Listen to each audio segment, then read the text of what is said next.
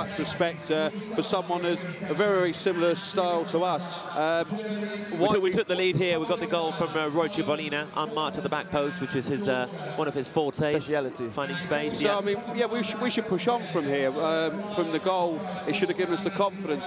But we started going back to a back five again, and with four across in front, and Reece Stites hopefully trying to get on loose balls at the end. And when we've been given the ball, we have given the ball away quite a bit. This is the Faroe Islands goal there, as we've seen. Tremendous strike from Edmondson. I mean, look, he's got time on the ball. There's no real challenge gone in. Jordan's probably unsighted there as well. So, yeah, I mean, that's disappointing, letting them back in the game so quickly, so soon after.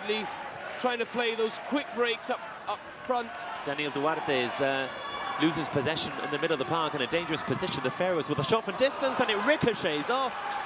And would you believe it, it is 2-1 to the Faroe Islands. Deflected shot in the end, and the goal will go to number 10, who is Christian Holst.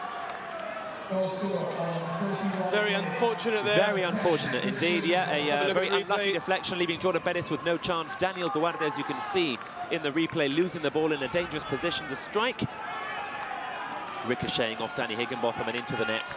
Unlucky for Gibraltar. It is Gibraltar 1, the Faroe Islands 2. We see it from the other angle here. Oh, unlucky, in off the post as well. Still a lot of game. Throw in to the Faroe Islands. Tornice, the captain, taking it, finding Edmondson, who goes down. And I believe the ref has given a penalty. It looked fairly innocuous, but he has penalised Joseph Cipollina, it looks like. We'll have to look at the replay, but it does look like a nasty challenge from Joseph Cipollina. From the real time, no doubt in my mind that was a penalty. A very high challenge. If we see the replay here. The replay here. Tornice with the throw in long, and he's gone with a boot. It's high, and it's reckless, and it's led to a penalty, which Benjaminson is taking, and he's fired over. Benjaminson fires over for the Faroe Islands, a chance to make it 3-1, and he squanders it. It was high, but it wasn't handsome, and it's still, thankfully, Gibraltar 1, the Faroes 2. I think it was just the brilliant Rock of Gibraltar in front of him that was just putting him off. He just couldn't keep his cool. The imposing Rock of Gibraltar, as we see the replay, he leans back, and it's, in the end, comfortably over. Comfortably over. To the byline. Great defending by Cipollina. Blocked again by Roy, a talisman for Gibraltar in this game. Of course, our goal scorer in the first half as well. Acres of space, though, to put the ball in, which they do effectively. It's ricocheted off Danny Higginbotham. A chance here for the Faroes. Can they finish off? And they do. It is 3-1 to the visitors. That's Halloa Hansen with some good close control. And the Victoria Stadium falls silent once again. It is now Gibraltar 1, the Faroe Islands 3. A very well-worked goal by them. And the ball slotted home in the end by Halloa Hansen. Richard, here we see the replay. Just too much space again, Paul. I mean, a good attempt at a tackle, but he just managed to get round all the defenders. He kept control of the ball, kept on his feet, very important, and just tapped it into the back of the net. He made it easy for himself in the end. Outdoing Joseph Cipollina and Roy Cipollina. No mean feat for anyone who's a fan of local football. Looked like a bit of relief in his face when he actually. Champions League football as of next season has led to many of the clubs increasing their training workload. They're training 3, 4, 5 times a week as Edmondson comes forward under pressure from Roy Cipollina. Keeps the ball in. 4-7 likewise location.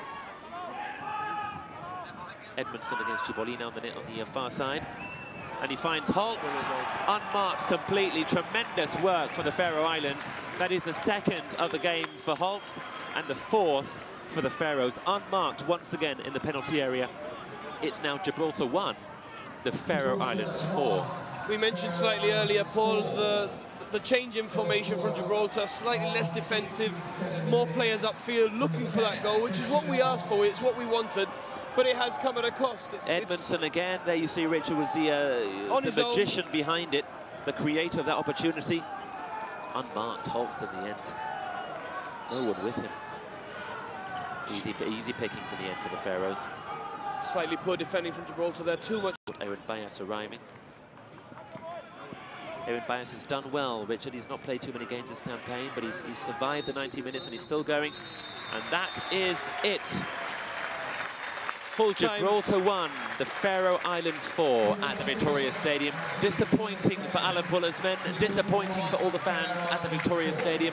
But you can't forget, this is the first game on a long road to Euro 2016 qualifying. Plenty of water still has to pass under the bridge between now and then.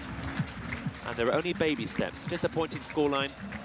But plenty of positives, I'm sure, will be taken from this game going forward to Estonia on Wednesday and beyond, through to the real qualifiers, the real games in September in Faro. Your thoughts, Richard, a fair result in the end? A fair result. I would have liked to have seen a bit more, as we've mentioned throughout the game, possession from Gibraltar. Very quickly and easily dispossessed by the Faroe Islands. But a good performance nonetheless, solid defending. We had a good couple of chances on goal in the second half. An incredible goal, if you ask me, opening goal from Roy Shipolina as the team come towards the main stand. To take the applause, which they thoroughly deserve for a very, very hard-working performance. Tremendous effort tonight. And it's just onwards now until Wednesday when in my opinion, it's a tougher game against Estonia. We're going to